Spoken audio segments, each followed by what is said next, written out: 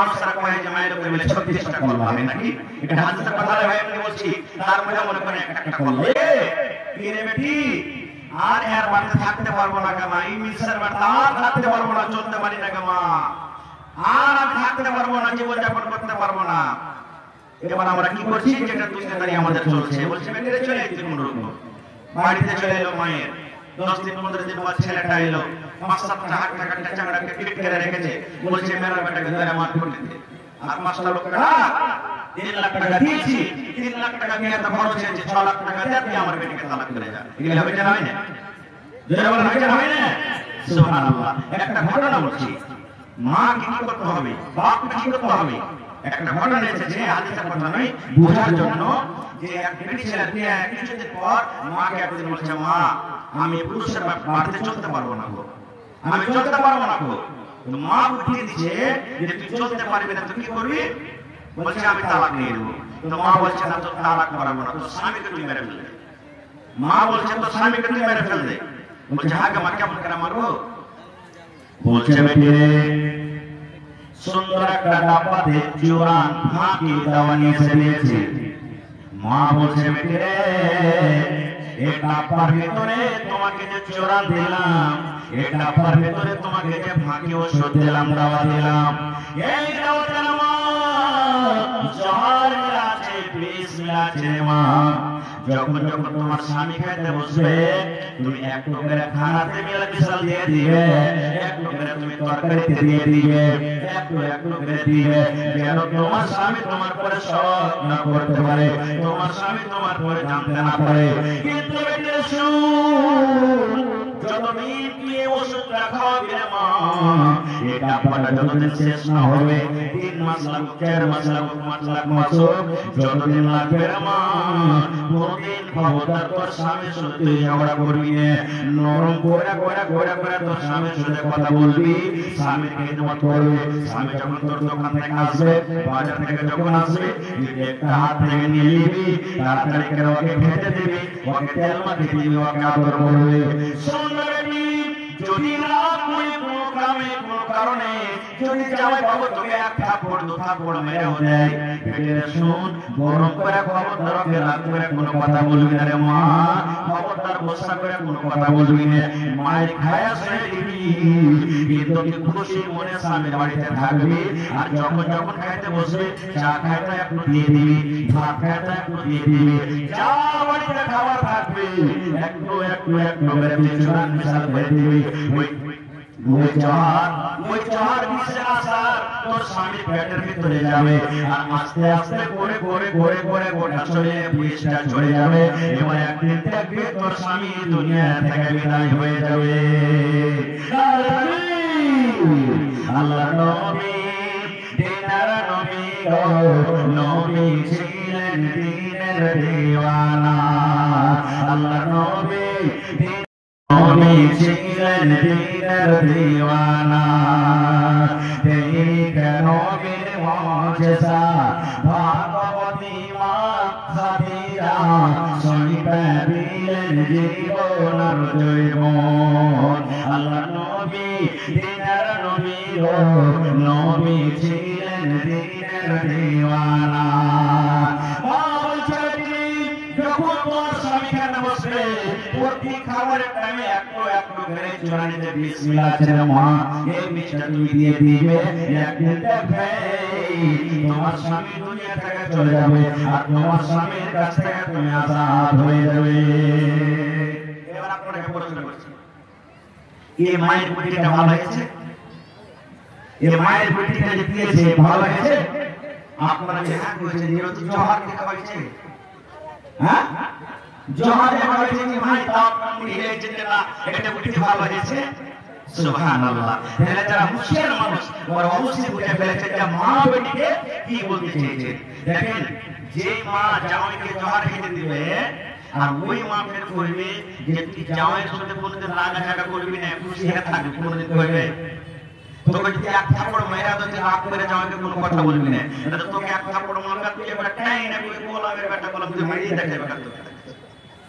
হ্যাঁ, কারণ এইটাকে মা গণপতি সুবহানাল্লাহ। এমনি মায়ের মানুষরা কয় যে মায়ের বলে 36টা কলমা হবে নাকি, এটা হাদিসের কথা ভাই আমি বলছি, তার মধ্যে মনে করেন একটা কলমা, এরকম কলমা যদি পড়েন আর যদি আপনার ছোট বেটির জীবনটা উদ্ধার হয়ে যায় তাহলে করতে পারে, কোনো গুনাহ হবে না। এবারে বেটিকে খুব খুশি, হ্যাঁ কি মরার বেটা মনে করে মারবো, মারবো কিন্তু পাই নিচ্ছে, আমার পরে সব করতে পারবে না। এবার চোরান একটা মারিয়ে চলে গেলেন। সুবহানাল্লাহ। মা তো বলেছে বেটিরে সবটা রাগ করবি রে মা, স্বামীর সাথে খুশি মনে হাসি মনে কথা বলবি। এবার স্বামীর সাথে ভালো ব্যবহার করতে লাগলো। স্বামী যখন খেতে লাগে, স্বামী যখন খাওয়ার দরকার হয় তখন ওই কাপড় থেকে এক চামচের ছোলা যেটা মা জমা দিয়েছিল না জানাতে, স্বামীকে না জানাতে আস্তে আস্তে করে প্রত্যেক টাইমে চোরান দেয়। এরকম করে করে একদিন গেল, 2 দিন গেল, 3 দিন গেল, 15 দিন গেল, মাস গেল। এবার আপনি বলেন তো যে পুরুষরা নিজের স্ত্রীর মহব্বতকে ভালোবাসা পাবে, ওই স্ত্রীকে কোনোদিন কি বকাঝকা করবে? যদি মনে করবে কোনোদিন করবে না, ওকে কোনোদিন লাত মারবে না, ওকে কোনোদিন গালি মারবে না।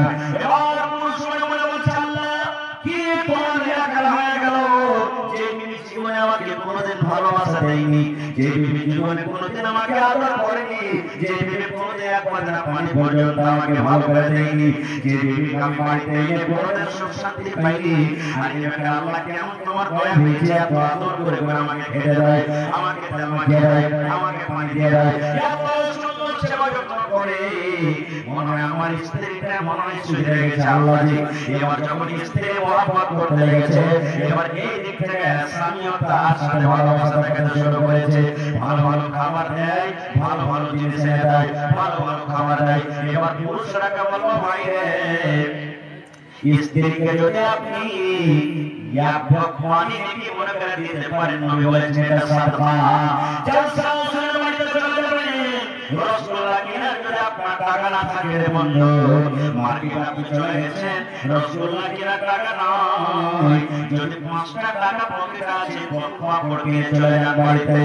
আর বিবিকে যদি আপনি নিজের হাতে এখন পাপড় যদি কিনে বলে বিবি খাইলাও, নবী বলেছেন এটা সাদকা রে, এটা হলো তোমার নেকি। আল্লাহ বলেছেন একটা যদি রাসূলুল্লাহ বাড়িতে নিয়ে চলে যাও, যদি একটা বিস্কিট তুমি নিয়ে চলে যাও, আর যদি বিবিকে নিয়ে কি মনে করে নিজের হাতে যেমন মানুষ তো বড়া খাওয়ায়, এরকম যদি একটা পিস বিবিকে নিয়ে যদি বলে বিবিরে তুমি খাও, আল্লাহ রাসূল বলেছেন এটা হলো সাদকা, এটা হলো নেকি। একটা যদি প্রশ্ন করে দিই, বিবির খেদমত সবাই করবে, সবাই চাইবে, কিন্তু বিবির সাথে কেউ খাবে না। কতদিন লোক আমরা নিজের স্ত্রীর সাথে বসে বসে খাচ্ছি, 2টা 4টা 5টা মানুষ হবে। আর জামানায় এমন এখন গেছে, কত মা এমন আছে খালি দিতে গেলে যে বহু আর বেটা এক ঘরে বসে খাইছে এক থালিতে, তারপরে যে ঘরে দিবে গোটাকে হাল্লা করে যে কইবে যে আরে বউ আর জানিস আমার বেটা মায়ের ভালো হয়ে গেছে, গোটাকে হাল্লা করে। এটা ভুল, এটা ভুল ভাই আমার, খাওয়া যাও। এবারে রাসূল বলেছেন এটা হলো সাদকা। এবার স্বামীটা তার দিকে মহব্বত ভালোবাসা করতে লাগলেন। এই 1 মাস 2 মাস পর তখন মা একদিন ফোন করেছে বেটিকে, বেটে কেমন আছে রে মা? বলছে মা ভালো আছি। বলছে জামাই বাবু কেমন আছি? বলছে ভালো আছি। কথা বলতে বলতে ফোনের রাতে বন্ধুরে বেটিকে দাও করে কাঁদতে শুরু করে দিয়েছি, বেটি কাঁদতে শুরু করে দিয়েছি। মা বলছে বেটি কারণটা কি, কাঁদো কেন, কি হয়েছে তুমি কাঁদো কেন? জামাই কি কিছু হয়েছে কি? বলছে না। বলছে কাঁদো কেন? বলছে মা আমি 4 দিন 5 দিন থেকে আমি চুরান বন্ধ করে দিয়েছি গে মা, তোর জামাইকে আমি চুরান দিনে খাইতে আর ছেড়ে দিয়ে গে মা। মা বলছে বেটিরা কেন দিস না, তুই তো জামাইকে দিস না তো মরবে কেমন করে? বলছে মা কি আজ রাত তোর চলে বলছে মা, আধা রাত একবার বেঁচে আছি মা, আমি তো আল্লাহর কাছে দোয়া করছি, আল্লাহ আমার স্বামীটা মনে হয় মরে যাবে, আমি একবার 2 মাস 3 মাস থেকে যে আধা চামচ 1 চামচ করে চুরান দিয়ে দিলাম, এই জহর খাইয়ে দিলাম, আল্লাহ কেমন করে বাঁচবে? মা যেদিন থেকে তুই ওষুধ দিয়েছিস মা, সেদিন থেকে তোর জামাইটা আমাকে এত ভালোবাসে বলার নাই, মাকে যেমন থেকে আসো মন থেকে আদর করে। যদি কোনোদিন আমার যদি কোনোদিন মাথাতে ব্যথা হয়, আমার মা মাথা টিপে দেয়, আমার হাতে তেল মাখিয়ে দেয়, ভালো ভালো দামি দামি শাড়ি নিয়ে আসে, ভালো ভালো খাবার নিয়ে আসে। মাকে বিয়ে হওয়ার পর এরকম আদর কোনোদিন পাইনি মা, এরকম আদর পাইনি। মাকে কেমন করে আমি কি করবো, এই কথাটা আমি কারের সামনে আর বলতে পারি না, মা বলতে পারবো না যে আমার স্বামীকে আমি জহর খাওয়াইছি। মা কোনো বুদ্ধি লাগা, কোনো উপায় লাগা, মা তো তোর জামাই সে যাবে। মা একটা মুচকি হাসি দিয়ে বলছে, পাগলি রে, ওই চুয়ারে জহর ছিল না রে বেটি, জহর ছিল না, জহর ছিল না। পাগলি রে, আমি সাধারণ একটা চূড়া দিয়েছিলাম, একটা ওষুধ দিয়েছিলাম, সাধারণ একটা দাওয়া। তোমাদের মহাপদ ভালোবাসা গাঢ় করার জন্য আমি একটা ছলনা করেছিলাম। বেটির ওই ডাব্বার ভিতরে জহর ছিল না, আমি মা বুঝে গেলাম তোমার মনের মধ্যে জহর ছিল, তোমার মনের মধ্যে বিষ ছিল। তোমার মনের বিষটাকে দূর করার জন্য আমি একটা ছলনা করলাম। ভাই মুসলমান, তাহলে এরকম ভাবে যদি বেটিকে কোনো মানুষ ট্রেনিং দেয়, তার জ্ঞানটাই ওই জিনিসটা কোনোদিন বড় বড় হবে, কোনোদিন জিনিসটা খারাপ হবে, খারাপ হবে না। এটা একটা কিছু রাজ্য শুনলাম, এবার কাছে একটা রাজ্য শুনে যেমন আজকে বসে বসে রাস্তা শুনছেন আপনারা, আল্লাহ রাসূলের জামানাতে সাহাবায়ে কেরাম বসে আছেন, একজন সাহাবী রাসূলকে বলছে, আল্লাহ রাসূল, হে আল্লাহ রাসূল, আমরা পুরুষ মানুষ, পুরুষের উপরে নিজের বিবি কি হক রয়েছে আমাকে একটু দয়া করে বলেন তো। একটা পুরুষের উপরে নিজের বিবির কতটুকু হক রয়েছে, এমন কোন কাজ করতে হবে যে নিজের পুরুষটা নিজের স্ত্রীর হক আদায় করতে পারবে। কত সুন্দর প্রশ্ন দেখেন। ওখানে দেখলেন যে নিজের পুরুষের উপরে কতটুকু, নিজের পুরুষের হক কতটুকু নিজের স্ত্রীর উপরে। এখানে একজন স্বামী বলছেন, নবীজি, একটা স্ত্রী একটা মহিলার নিজের স্বামীর উপরে কতটুকু হক।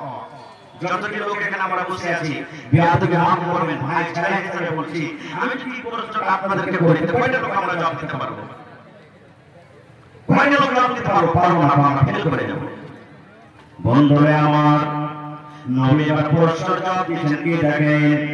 আল্লাহ রাসূল বললেন, সাহাবী, নবী শুধু ওই সাহাবীদেরকে উত্তর দিয়েছেন, হাদিসটা তাদের জন্য নয়, ওইটা আমার জন্য, ওইটা আপনাদের জন্য, কিয়ামত পর্যন্ত যত মানুষ আসবে সকল মানুষের জন্য, মুসলমান হোক গায়ের মুসলমান হোক, সকলের জন্য।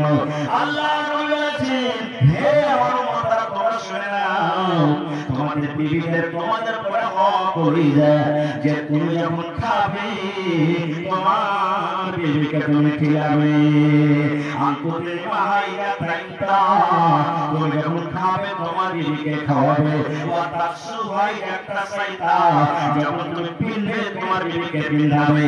ওয়ালা তাজরিল ওয়াজহা, খবরদার রাগ করে তুমি বিবির গলাতে তুমি মারিও না। এবং 4 নম্বর নবী বলেছে, তোমার বিবির উপরে যদি তোমার রাগ হয়ে যায়, ওকে ঘাড়ে ধাক্কা দিয়ে, ওকে লাথ দিয়ে, ওকে মেরে বাড়ি থেকে তুমি বের করে দিও না। 4টা কথা বলেছেন নবীজি। 1 নম্বর, আন্তরিক মাহাইয়া তাইতা, পুরুষ তুমি যা খাইবে তোমার বিবিকে খাওয়াও।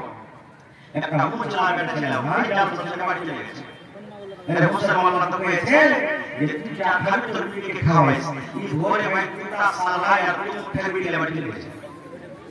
अब पानी दे रहे जब और के बीबीरा की कोई रोटी पाकिছে ওকে একটা মুঠা সারা করে দিতে বলে রে কই কি রে জি ওই জায়গায় মোরা আওয়াজ করেছে তুই যা খাবি তোর বিবিকে খাওয়া তা আমি খাচ্ছি তুই খাবি না এইগুলা কি খাওয়ার জন্য বলে ভাই না বন্ধুরে আমার প্রত্যেক দিন আপনি ভগবানের বলে চলে যান চাওয়া বাড়া চলে যান ভালো ভালো খাবার খান বাড়িতে যদি মাছ মাংস হয় আপনি একা খেয়ে বিবির হক খরচ করেন না এরকম যেন না হয় নবী বলেছেন উম্মতরে তুমি খাইলে তোমার বিবিকে খাওয়াই আর মানে হলো বাড়িতে যদি এক পিস মাছ বেঁচে থাকে আমরা তুমি খাওয়া না তোমার বিবিকে দাও যদি দোকানটা বেশ ছোট আছে একটা তুমি খাও একটা তোমার বিবিকে দাও দিলদার মানুষ হয়, ওই দিলটা কত নরম হয় দেখবেন। যত আমার ভাই বসে আছে, যত আমার দাদা বসে আছে, জানি যদি একটু আমার চাপে বাইরে গেলে আমার আপনার বিবি ওরে আল্লাহ ওই কাঁটা মাথা গলা বেছে বেছে খাবে, আমাকে আপনাকে সুন্দর পিস করে দিবে, আর আমার দ্বিতীয়বার খাওয়ার জন্য সুন্দর একটা পিস রাখবে। নারে না আমি খাবো না, আমার উধার পাটনা কামে যাবে, কালকে কি খেতে দেব সকালবেলাতে পিসটা টাকা আমি দেব। এরকম হয়েছে কি হয় না? এত আদর করছে আপনাকে, সুবহানাল্লাহ, আমাকে এত আদর করে। রাসূল বলেছেন তুমি যা খেলে হালাল জিনিস ওটা তোমার বাড়ি লিখে খাও। দুই নম্বরে ওয়াকাসু ভাই জানতা সাইতা, তুমি যা পিন্ডা তোমার স্ত্রীকে পিন্ধাও, ফের ওকে ফুল স্ত্রীকে দিবেন না। হ্যাঁ, জাহান ফুল में পিছে তো ফুল में পিছে দেব না। রাসূল বলেছেন ঠান্ডা সময় যখন এমন চলে এলো, কত পুরুষ দেখবেন, কত ভাইকে দেখবেন জ্যাকেট গায়ে লাই, সোয়েটার গায়ে লাই, মাথাতে টুপি থাকে, জুতা মোজা থাকে, রোজা থাকে। বন্ধুরে এই ঠান্ডার সময়তে আপনার উচিত আপনার বিবিকে আপনাকে জ্যাকেট কিনে দিতে হবে, ওকে সোয়েটার কিনে দিতে হবে, ওকে আপনাকে রোজা কিনে দিতে হবে, জুতা মোজা কিনে দিতে হবে। এটা নয় যে আপনি শুধু মন মতো পোশাক পরবেন আর আপনার বিবিকে আপনি কষ্ট দিয়ে থাকবেন। আল্লাহ রাসূল বলেছেন তুমি শক্তি হিসাবে যা তুমি পিন্ডো, আর শক্তি হিসাবে দরকার হিসাবে তোমার বিবিকে তুমি পিন্ধাও। এবার 3 নম্বরে নবী বলেছেন ওয়ালা তাজিল ওয়াজহা, বিবির উপরে যদি রাগ হয়ে যায়, রাগ করে ক্ষমতা তোমার বিবির চেহারাতে তুমি মারিও না। এবার আপনারা বলবেন হাজি মাওলানা নবী চেহারাতে মারতে মানা করেছে, কিন্তু কত হাতে মারতে পাওয়া যায় অন্য জায়গাতে, মারবে কেমন মেরে মারতে হবে। কত ভাই যেমন আছে যদি একটু ভুল করে নাই ও আঘাতে যায় ভাঙতে বলে, আঘাত করে এত রাত আঘাতে ভাঙবে, আর লাঠি জুতা চপ্পল চাপ করে বিকে দিলে মারে, আর বলবে হট টুকরোর মতো বিকে বাড়িতে রাখবো না, হাত কাটা বাড়িতে বের করে দিবে। এগুলো ভুল, মারতে হবে না কোনো। আরে কত মানুষ ভাই আপনার চেহারা দেখে আপনাকে দেখে হয়েছে আপনার বাড়িতে, আর আপনি যদি ওর ধাক্কা দিয়ে বাড়ি থেকে বের করে দেবেন, কাকে দেখে থাকবে ভাই? আদর করে মারতে হবে, প্রথমে বুঝে যেতে হবে কেমন করে বুঝতে হবে। বলে বলছেন সময় পড়ে যাতে করিয়া দিয়ান তোমাদের বিবি যদি হয় না ফরমান, প্রথমে তোমাদের বুঝাবে তারে, তারপরে বিছানাতে দিলে জুতা করে, এই দুই পর যদি ঠিক নাই হয় আদরের মাঝে তারে কিছু মারা যায়। এটা আমার হয় নাকি? মাশাআল্লাহ। বলে বলছে কি সময় পড়ে যাতে করিয়া দিয়ান তোমাদের বিবি যদি হয় না ফরমান, প্রথমে তো নানা মতে বুঝাবে তারে, তারপরে বিছানাতে দিলে জুতা করে, এই দুই পর যদি ঠিক নাই হয় আদরের মাঝে তারে কিছু মারা যায়। বলে বলছেন পুরুষরা শোনো, তোমার বিবিরা যদি তোমার না ফরমানি করে, তুমি যদি একটা বলো ওই একটা করবে, উল্টা পুল্টা যদি তোমার কাজ চলে কথা মতো না চলে, আল্লাহ নবী বলেছেন রাতের বেলা যখন বিছানায় শুতে আসবে তোমার বিবিকে তুমি ধাক্কা দিয়ে বিছানা থেকে আলাদা করে দাও, আর বলো তোমার মতো বিবিকে আমি বিছানায় রাখবো না, তুমি আলাদা করে শুতো। এবার নবী বলেছেন যদি ওই মহিলাটা জ্ঞানী হয়, ওই মহিলাটা যদি নেককার হয়, ওই মহিলা যদি হুঁশিয়ার হয়, স্বামী ধরে বলবে স্বামী গো মাফ করে দাও স্বামী আমার ভুল হয়ে গেছে। কিন্তু কত মহিলা এমন আছে যত আগে বকাঝকা করবে যত লাগবে ও আরো ঘরকে দেখাবে না মিলছে যে খালি আমাকে মেরিয়া ঘরে বেরিয়ে এসে জানে তো লাউ বলা হয়ে গেছে বলে বলা এমন ঢুকে ক্যামেরা বলবে যে ভিতর খালি হাজম হাজম করবে না। ইয়া আল্লাহ কি হয়ে গেল? নবী বলেন রাতের বেলা থেকে বিছানা আলাদা করে দাও, যদি এটা তো না শুনে তখন রাসূল বলেন সময় পুরুষ যাতে করিয়া দিয়ান তোমাদের নারী যদি হয় না ফরমান, প্রথমে তোমাদের বুঝাবে তারে, প্রথমে বুঝাও তারপরে বিছানাতে দিবে জুতা করে, এই দুই পর যদি ঠিক নাই হয় আদমের মায়ের কাছে কিছু মারা যায়, আদমের মায়ের মারতে হবে, বিয়াদমের মায়ের তাকে মারতে হবে না। আল্লাহ নবী বলেছে তোমার বিবি ভুল করে যায় মারা যদি তোমার দরকার হয় আদমের মায়ের মারো, এমন মায়ের মারো যে চেহারাতে যেন দাগ না পড়ে যায়, চেহারাতে এক নম্বর কথা মারতে পারবে না, শরীর হাতে তুমি মারবে তোমার বিবির গায়ে যেন দাগ না পড়ে যায়, খাইতে ফেটা না যায়। কিন্তু আল্লাহ এখন আমার নওজওয়ানের অবস্থা বিবিকে মেরে যদি দাগ না পড়ে তাহলে কেতের জীব মরবে না। এরকম আছে না নাই? এক কুড়া কাঁদতে কাঁদতে ওদের কাছে চলে হাঁট ছাড় কাঁদছে, খুব কাছে 80 বছরকার বুড়া এক কুড়ি মাছ মাছে আর মাছ মাছে আর কান ধরে দেখা ধরে দাও কাঁদছে হ্যাঁ কি ব্যাপার ওইটা কইছে রে ভাই তোর দাদি এই ঘাটে গোসল করতে এসে আর গোসল করতে এসে ডুবে মরে গেছে তুমি আর কোন আগলা বাড়ি দিনে তখন ধরতে এসেছিলে যে কোন এখানে আছে না আছে তখন কুড়ি কইছে যে হ্যাঁ দাদু তুই বুড়া হয়ে গেছিস তোর বুদ্ধি কিছু নাই কইছে কেন রে ভাই কইছে দাদি মরে গেছে তো তুই ভাঁড় থেকে পড়বি না উড়ান থেকে তুই পড়বি তুই উড়ান থেকে যেমন থেকে পানি আসে মনে যাচ্ছে মানুষ মরলে ভাঁড় থেকে যাবে আপনারা কয়েন তো কোন থেকে ভাসবে ভাঁড় থেকে না যাবে মানে বুড়া নড়ছে করে উড়ান থেকে তখন বুড়া আমার সঙ্গে বলছে রে ভাই তুই বুঝবি না 80 বছর বয়স তো দাদিকে নিয়ে 60 বছর হয়ে গেল রে ভাই জীবনে কোনোদিন যত কথা বলেছে সব উল্টে করেছে মরা পড়ানো উল্টা দিকে ভাসবে এই লিখকে দিকে করতেছি এরকম কত মানুষ আছে জিন্দেগি কেটে গেল বিবেকের সুখ শান্তি হলো না গো ভাই মুসলমান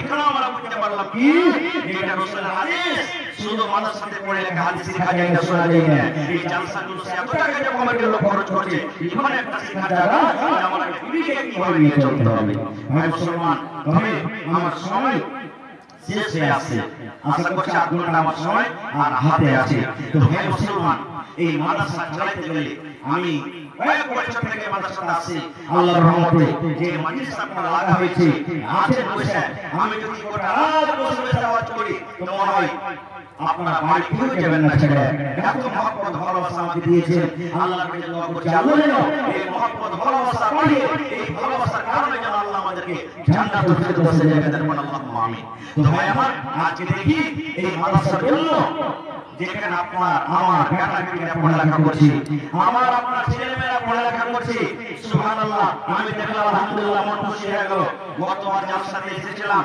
যত টাকা মাদ্রাসার বাচ্চা দিয়েছে এক কোণ আপনার ঘর বাড়ি ফেরা হয়েছিল এবার দেখছি আবার এক কোণ ফেরা হয়ে গেছে আপনাদের এক টাকা পয়সা নেই ভাই মাদ্রাসার কাজে কেটে লেগে যাচ্ছে দেখছেন যারা বাইরেকার মানুষ আছে দেখছেন যে ছিল কি এখন মাদ্রাসা আস্তে আস্তে হালাত হয়ে গেছে আলহামদুলিল্লাহ তো ভাই দেখি আজকে মনে এমন আল্লাহর বান্দা আছে যে 50,000 টাকা কেউ দিতে পারবে মাশাআল্লাহ ভালো আছে মাশাআল্লাহ 50,000 টাকা দিতে পারবে একটা লোক কেউ এমন আছে 20,000 টাকা দিতে পারবে আর পাঁচটা লোক এমন কেউ আছেন ভাই 10,000 করে দিতে পারবেন এবং 10টা লোক এমন আছেন যে 5,000 করে দিতে পারবেন এবং 20 পারা কোরআনের দাম 1,000 2,000 1,000 2,000 500 করে করে 30 পারা কোরআনের দাম আমি আপনাদের কাছে চাচ্ছি এই কোন আল্লাহর বান্দা আছে আর মাখানের পেন্ডালে চাদর দিয়ে দিয়েছেন জানি মাখানের পেন্ডালে চাদর দিয়েছেন জানি হ্যাঁ আমি আগে বলেছি যে মাখানের পেন্ডালে চাদর দিয়ে দেন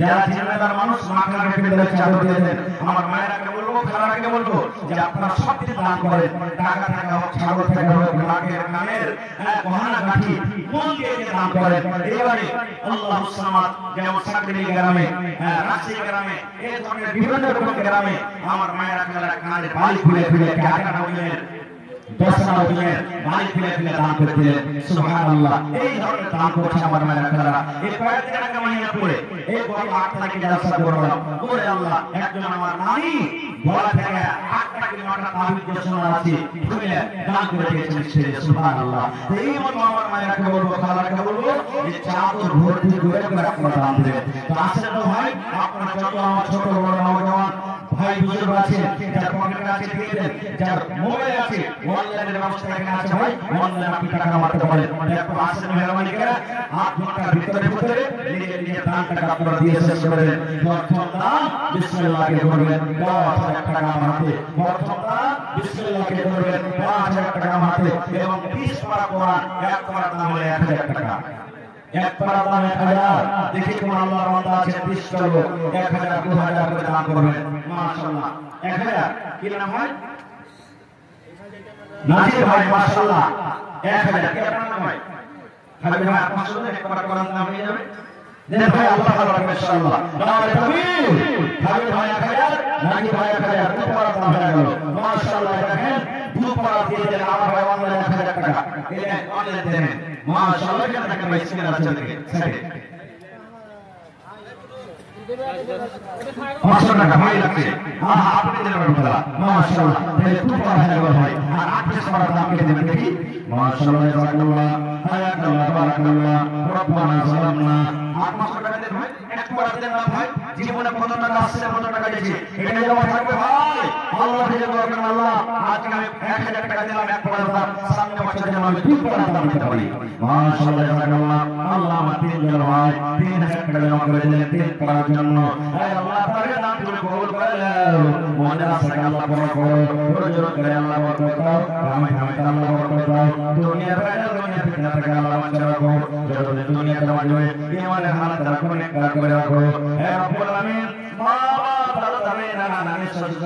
কবরে চলে গেছে আল্লাহ তাআলা কবরে তুমি জান্নাতের বিছানা দিয়ে দাও আল্লাহ তাআলা কবরে তুমি নূরে আমানত করে দাও রব্বানা তাকাব্বাল মিন্না ইন্নাকা আনতাস সামিউল আলিম আমিন সুম্মা আমিন আর সাথে পড়া হয় মাশাআল্লাহ 3 বার হয়ে গেছে 1000 2000 করে 27টা কলম আর 10000 করে আমি 5টা কলম চেয়েছি আর 5000 করে 10টা কলম চেয়েছি দেখি কোন আল্লাহর বান্দা আল্লাহর বান্দি আছে আল্লাহুস সামাদ কয়েকদিন আগে একটা জালসাতে গেলাম আমি জায়গাটার নাম বলছি একজন মহিলা 20000 টাকা নগদ দান করে দিয়েছে সুবহানাল্লাহ তো আল্লাহর রাস্তে মা খালা খুব ভালো খুব দানি হরি বেটি দান করে আমার ভাইরা যেমন দান করছে মা খালাও দান করছে ভাই আপনাদের সামনে এই মাদ্রাসার ছোট ছোট বাচ্চারা চাদর নিয়ে ঘুরছে আল্লাহর রাস্তে চাদরে আপনারা সবাই দিবেন এটা নিয়ত করেন যে আমার 10টা টাকা দেওয়াতে আমার 100 টাকাতে যদি কোনো একটা গরিবের বাচ্চা পড়ে আজকে আলিম হয়ে যায় হাফিজ কারি হয়ে যায় ভাই মরার পরে এটা এমন একটা সালি একটা দেখবি